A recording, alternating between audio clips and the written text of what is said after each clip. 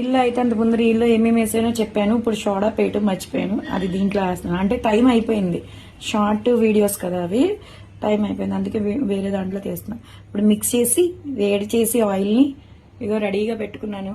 కళాయి వేడి చేయాలి ఇప్పుడు. అది ఇదిగోండి బజ్జీలు,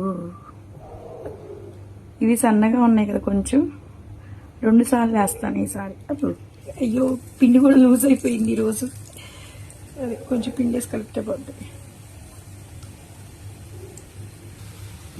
వేసానండి బజ్జీలు, ఇదిగోండి.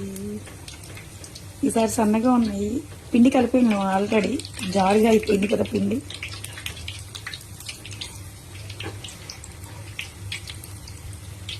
మా భోజనాలన్నీ ఎప్పుడో అయిపోయినాయండి. 7కే వచ్చేస్తుంది మాకు, 7కే వచ్చేస్తుంది క్యారేజీ, అప్పుడే తినేస్తాం మేము. కానీ ఇది 2వ రౌండ్. నాకు ఎందుకు అన్నీ వేడివేడిగా తినాలనిపిస్తుందండి, స్పైసీగా. అదే నాకని కాదులే, మా వారికి అంతే. మా పిల్లలు అయితే దీంట్లో పచ్చిమిరకాయ తీసేసి పైన ఒకటే తింటారు. మా అమ్మాయి అన్న తింటుంది కొంచెం పచ్చిమిరకాయ, మా అబ్బాయి అసలు తింటారు. ఇప్పుడు కొంచెం అలవాటు చేస్తున్నాను, తింటేనే బాగుంటుంది అని. Bye friends.